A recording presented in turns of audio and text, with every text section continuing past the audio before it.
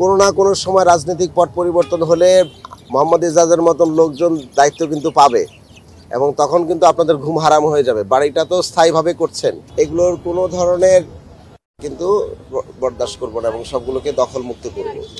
সুতরাং সেটাকে মাথায় রেখে তার এক সপ্তাহের মধ্যেই হাইকার খাল দখল হয়ে যাওয়ার খবর কিন্তু আমরা আগে থেকে পাচ্ছিলাম। তা আমরা এসে দেখলাম যে এখানে মাটি ফেলা হচ্ছে। বান্ডেল থাকলে প্রতি সেনমানিতে টাকা বাঁচবে। বিকাশ সেনমানি বান্ডেল কিনে জিতুন প্রতি লেনদেনে। এবং অনেকগুলো স্থাপনা অলরেডি হয়ে গেছে। আমি হুকুম দিলাম যে এগুলো ভেঙে দাও, তখন স্থানীয় লোকজন বললো যে তারা চ্যালেঞ্জ করলো যে এটা তারা খালের মধ্যে না। তখন আমরা যৌথ জরিপ করি, তাদের পক্ষ থেকে লোকজন, আমাদের পক্ষ থেকে লোকজন এবং আরও যারা তৃতীয় পক্ষ আছে সবাইকে নিয়ে আমরা যৌথ জরিপ করি। যৌথ জরিপ করার পর আমরা দেখেছি যে এটা খালের ভিতরে আছে। এখানের মধ্যে তিনতলা বাড়ি, দোতলা বাড়ি এবং মসজিদের একটি বড় অংশ খালের ভিতরে আছে। আমরা মানা করার পরেও মসজিদের একটা অংশ কনস্ট্রাকশন কিন্তু কন্টিনিউ রেখেছে।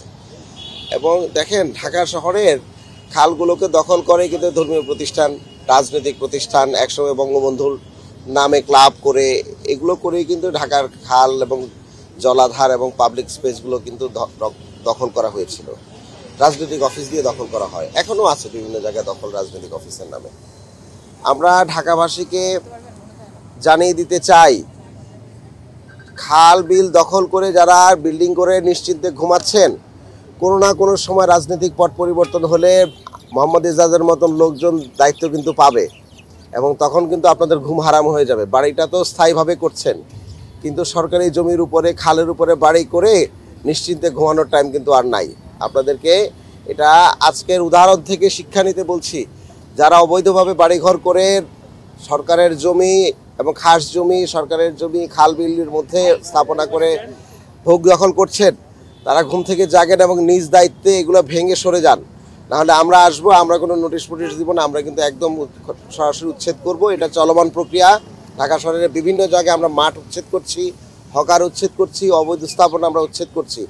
বাড়ি 3 তলা হোক 10 তলা হোক আমরা সব ভেঙে দেবো একটা একটা করে। আমাদের লোকবল কম, কিন্তু আমরা আর্মিকেও আজকে ডেকে রেখেছি, স্ট্যান্ড বাই রেখেছি, পুলিশকে রেখেছি, আমাদের সর্বোচ্চ নিরাপত্তা ফোর্স এবং ভারী ভারী যানবাহন আমরা নিয়ে এসেছি। আমরা কোনো ধরনের ছাড় দিব না। এবং এই খালটির সাথে আমাদের আরেকটি নিজেদের প্রকল্প আছে এই কবরস্থানের সাথে, সেই দুটির মাঝখানেও কিন্তু ওয়াল দিয়ে আমাদেরই আগের সময় যারা ছিলেন তারা এটাকে বিচ্ছিন্ন করে রেখেছেন। আমরা আমাদের নিজেদের ওয়ালগুলো ভেঙে দেব এবং খালের প্রবাহ আমরা একসাথে করে নেব, যেন বৃষ্টির পানি এবং অন্যান্য সময়ের পানি, বন্যার পানি খাল দিয়ে প্রবাহিত হয়ে তুরাগ নদীতে পড়তে পারে। সুতরাং কোনো ধরনের ছাড় হবে না। আপনারা গণমাধ্যম কর্মীদেরকে বলছি, আপনারা থাকবেন আমাদের সাথে। এই পুরো অভিযানটি যেন ঠিকমতো হয় সেটা তদারকি করবেন এবং ঢাকাবাসীকে জানিয়ে দিবেন যে এটা হচ্ছে শুরু। ভাই, এই ভবন নির্মাণের ক্ষেত্রে রাজুকের কোনো দায়বদ্ধতা আপনার কাছে মনে হয় কি? অবশ্যই দায়বদ্ধতা আছে। যখন প্ল্যান পাস করা হয়েছে তখন CSRS ম্যাপ দেখলেই কিন্তু এখানে খাল পাওয়া গিয়েছে। তারপরেও কিভাবে এই ধরনের অবৈধ বিল্ডিংগুলো হয় এবং বিশেষ করে বেড়িবাঁধ থেকে শুরু করে তুরাগ পর্যন্ত যত বিল্ডিং আছে ঢাকা উদ্যানের, আমরা মনে করি ঢাকা উদ্যানের প্রায় 80% বিল্ডিংয়ের কোনো রাজুকের অনুমোদন নাই। তো সুতরাং আমরা রাজুককে বলেছি, হয় এই বিল্ডিংগুলো ভেঙে দেওয়ার জন্য অথবা পানিশমেন্ট দিয়ে উচ্চ কর আরোপ করে এগুলোকে এক ধরনের প্রসেসের মধ্যে নিয়ে আসা লাগবে। না হলে এই অবৈধ বিল্ডিং বানানোর যে প্রতিযোগিতা, এটা কখনোই বন্ধ হবে না। এবং রাজুকের চেয়ারম্যান খুবই অ্যাক্টিভ আমরা দেখেছি, আমরা সাধুবাদ জানাই, তিনি আগাচ্ছেন। কিন্তু আমরা মনে করি সিটি কর্পোরেশনের অবস্থান থেকে এগুলো এখনই বন্ধ করা উচিত। রিজু ভাইয়ের সাথে কি আপনাদের কোনো মিটিং? হ্যাঁ, মিটিং হয়েছে। রিজু ভাইকে আমরা দেখেছি, রিজু ভাই খুবই আগ্রহ প্রকাশ করছেন এবং তার কাছ থেকে আমাদের তার মিটিংয়ের পরে এবং ব্যক্তিগতভাবে ওনাকে চিনি, যে আমরা খুবই ভালো কিছু আশা করছি রাজুকের কাছ থেকে। যেসব রাজুক কর্মকর্তা বিগত সময়ে অনুমতি তো দিয়েছে, দেয় নাই আপা, কোনো অনুমতি দেয় নাই। যারা দিয়েছে তাদের বিরুদ্ধে প্রয়োজন আমি আশা করবো রিজু ভাই ব্যবস্থা নেবেন। আরেকটা বিষয়, আপনি যেহেতু এখন এটা আপনার চিন্তার কিছু না, আমরা কোরবানির আগে এটা সমাধান করে দিব। আমি নিজে গিয়েছি, যেটা 15 বছরের সমাধান হয় নাই, তেজগাঁ ট্রাক স্ট্যান্ড কোরবানির আগে আমরা স্থায়ী সমাধান করে দিব। এটা ঢাকাবাসীর জন্য আরেকটি ভালো নিউজ। আমরা আশা করছিলাম কোরবানির সময় দেওয়ার জন্য, আপনি আগেই প্রশ্ন করে ফেলেছেন। তো সুতরাং আমরা এটা স্থায়ীভাবে তেজগাঁ ট্রাক স্ট্যান্ড সমাধান করে দেবো।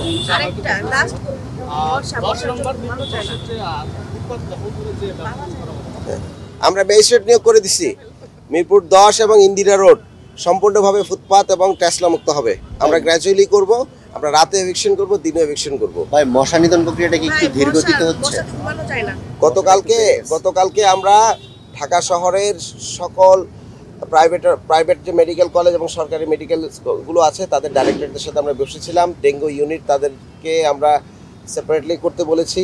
আমাদের প্রস্তুতিটা এতই অ্যাক্টিভ যে আমরা মশার কারণে যেই মানে যদি ডেঙ্গু হয়ে যায় তখন ইমিডিয়েটলি যে ট্রিটমেন্টের ব্যবস্থা করা, আমরা সকল ধরনের প্রস্তুতি নিয়েছি।